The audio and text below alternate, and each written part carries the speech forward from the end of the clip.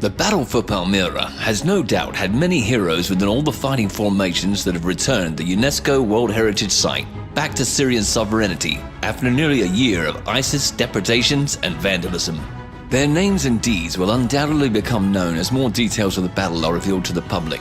In the meantime, however, one must note the contribution of Alexander Prokhorenko, a special operations or Spetsnaz soldier who made the ultimate sacrifice during the Battle of Palmyra, the sixth Russian serviceman to give his life in the war against Islamist militants. Prokhorenko's military occupational specialty was that of forward observer, tasked with identifying and designating military targets for strikes by Russian aircraft, a highly demanding and risky mission that placed Prokhorenko directly on the front lines.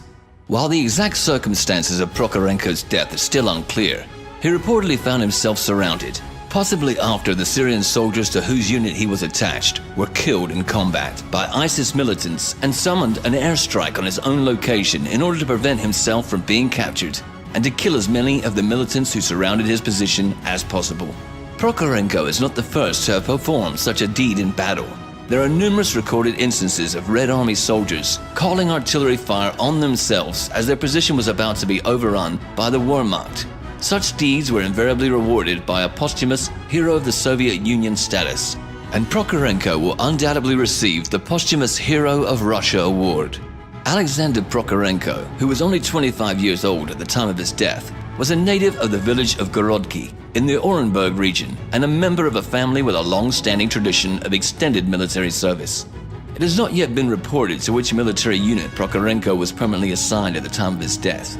He finished the Air Defense Forces Academy in Smolensk before applying to the Special Operations Forces, and subsequently being assigned to an unspecified Spetsnaz brigade. Prokhorenko departed on a temporary assignment in late January without informing his wife of the exact location of his mission. His wife thought he was heading for the Caucasus, and in fact that may have been the case, as the departure coincided with a special operations exercise in the Southern Military District, which, among other things, specialized in training forward observer teams and attack aircraft crews in joint battlefield operations. It is likely that a team of forward observers and possibly other personnel departed for Syria shortly after the termination of the exercise, just as the air crews which participated in the exercise were used to reinforce the Hemamine Air Group. Alexander Prokhorenko is one of an undisclosed but growing number of Russian service members whose task, as trainers, advisors, planners, and forward observers, is facilitating the Syrian Arab Army's victories. Their numbers are now being increased by deployments of combat engineers intended to sweep the mines and booby traps left behind by the retreating Islamic State all over Palmyra. The fact that the SAA is continuing its offensive even after the withdrawal of the bulk of the Russian aircraft suggests that the purpose of the air group was mainly to buy the SAA time in order to rearm, regroup, and retrain with Russian military assistance. Now that the SAA has established the upper hand on the battlefield, the need for airstrikes has considerably diminished. As the SAA advances from Palmyra onto Deir ez-Zor, and perhaps even Raqqa, we may hear of even more cases like Prokhorenko's. While the Russian involvement in Syria has become less visible and therefore politically less controversial, following the withdrawal of the bulk of the Russian military aircraft, it is no less effective than it was before, and no less dangerous to the Russian troops deployed to Syria.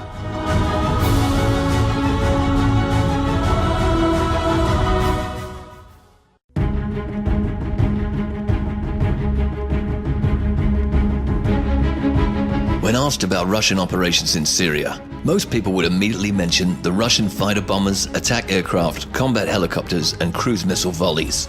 Few would mention the quiet work behind the scenes that was performed by a large group of highly dedicated professionals who helped transform the Syrian military that was on the brink of defeat into a force that could once again begin liberating Syria's territory. Without denying the importance of the air campaign, the airstrikes alone would not have been enough to turn the tide of war. When the Russian military began its intervention in Syria, the situation at the front demanded a rapid provision of specialized military support in order to offset the jihadists' numerical superiority by superior firepower. That was quickly provided by supplying the Syrian Arab army with T-90 tanks and TOS-1A self-propelled thermobarbaric rocket launchers, which are highly effective at reducing fortifications. However, in order to allow the Syrian army to resume the offensive, both its equipment and personnel would have to be replenished and retrained. Unfortunately, the Syrian military was in a state of serious neglect when the rebellion broke out, and large-scale combat operations quickly revealed this sad state of affairs. Much of its equipment was sidelined for lack of maintenance, units were under-strengthened and short of specialist personnel. At the time, the Syrian soldiers were poorly trained, even ones assigned to crew sophisticated weapon systems like tanks and self-propelled artillery weapons.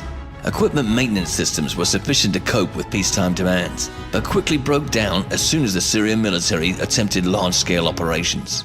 The Syrian military's large pool of equipment also created an attitude of neglect towards maintenance and evacuation of damaged machines.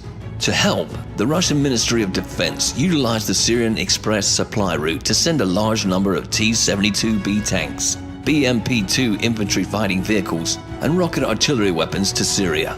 Russian advisors then got to work training Syrian troops both on the use of the new vehicles and operating them as part of a tactical combat team. Even more equipment found its way into the Syrian units thanks to Russian specialists restoring Syria's armored vehicle repair shops, which quickly returned hundreds of broken down or long-term stored armored vehicles to service. Syria's Air Force returned to the skies thanks to Russian specialists and timely delivery of spare parts. The Russian advisors also established training courses for the specialist personnel, without which no military can effectively conduct large-scale operations. These specialists included logistics experts, communications experts, and equally important, operational planners. This work is, of course, not without danger, given the terrorists' ability to strike in almost any part of Syria. One Russian advisor was killed in Latakia province in unknown circumstances. The Russian advisors also serve as de facto diplomats, whose presence is necessary to ensure the capability of pro-government forces, which include recently recruited tribal and regional militias, and even former opposition forces working smoothly together. For example, it is difficult to imagine the Kurds and the Syrian military operating effectively without Russian intermediation. For all these efforts, the situation in Syria still remains critical. Syrian forces' problems have not been fully resolved, and ISIS and other jihadist forces are still capable of launching local counterattacks, as they recently did at Kanadisches. Because government forces are not large enough to properly defend the lengthy front lines against all the rebel factions. However, the trend is in a positive direction. The January fighting in Salma was a demonstration of the Russian efforts to train complete battalion task force of the Syrian army to conduct offensive operations. It was the first operation carried out by one of the new Russian-trained battalions. Since the training program was launched in October 2015, it would appear that the training cycle lasts 3 months before the unit is sent into the front lines, and more such units have been joining the fray recently and turning the tide of the war. The opposition's newly discovered willingness to negotiate is entirely due to their belated recognition that the balance of forces has been shifting against them.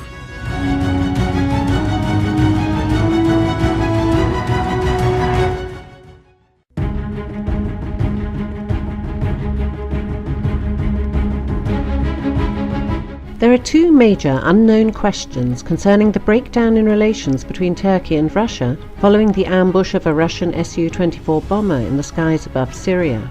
The first is, what turn of events prompted Turkey's leadership to adopt a course of confrontation with Russia? The second is, why this escalation did not come months sooner when Mim was far more vulnerable to Turkish attack or blockade. When Russian aircraft first arrived at Mim, the war was going badly for the Syrian government. The terrorists were able to make major advances during the prior months and were close to threatening Damascus itself. Syrian forces were demoralized by their setbacks and suffering from shortages of equipment and ammunition. The Russian air group at that point numbered slightly more than 30 aircraft. The base had no long-range air defenses and only a small ground contingent to protect it on the ground. The bulk of the material for the base and for the rearmament of the Syrian army was only beginning to arrive by Syria Express ships, which were busy traversing the Bosphorus in both directions. The Russian military had not yet demonstrated its combat effectiveness or its long reach.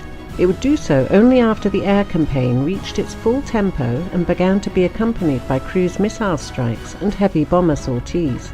If Erdogan had decided to launch a ground operation in Syria in September or October of 2015, when the situation presented far more tempting opportunities, Turkish forces would have stood a far better chance of influencing the outcome of the war in Syria than they do right now.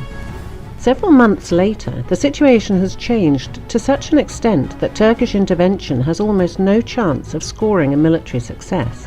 Khmeimim now hosts over 50 aircraft, including Su-27SM, Su-30SM and Su-35S fighters, which can provide effective fighter defence against Turkish incursions.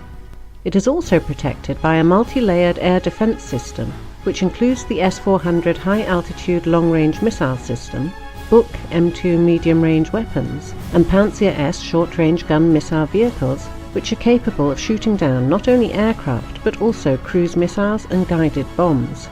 Hostile aircraft would also face a barrage of electronic countermeasures that would significantly degrade their ability to target Khmeimim. The cruise missile launches by Russian naval ships and heavy bombers have demonstrated the ability to target Turkish air bases and destroy Turkish aircraft on the ground in the event of escalation of the fighting. Russian bases in Syria also enjoy protection from the constant presence of a naval task force, which includes a missile cruiser armed with long-range anti-ship and anti-aircraft weapons, several anti-submarine ships, and at least one missile corvette.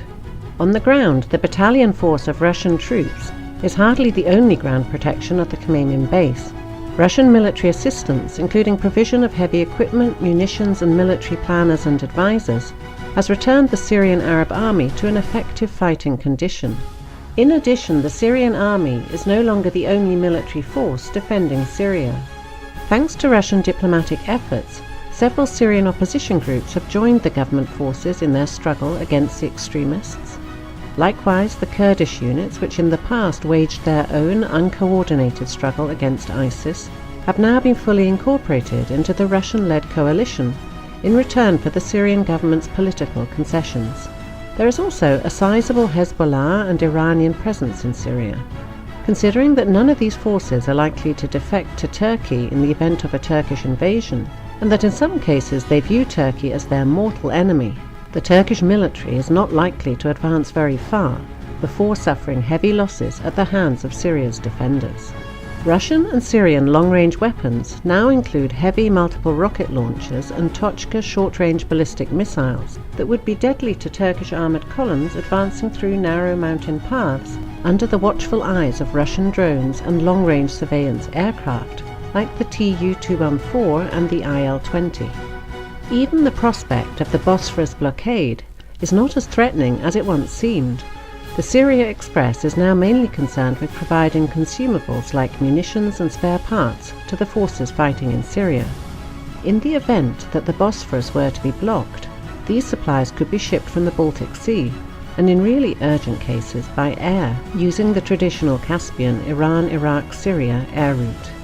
In the longer term, it is essential that Russian and Syrian forces punch a corridor through ISIS territory and link up with Iraqi forces, and there are indications that once extremists around Aleppo are neutralized, the next major offensive will be launched in the direction of Raqqa. Doing so would not only break the back of ISIS, but also enable the opening of another overland supply route through the Caspian Sea and Iran. The strength of the Russia-led coalition, which seems to have taken all outside observers by surprise, is such that it is probably sufficient to deter Turkish military air or ground assault on Syria. While we do not yet know how this happened, it would appear that Moscow was able to outmaneuver Ankara by placing a highly effective military force right under its nose in Syria, and to reverse the course of the war before Ankara was able to react.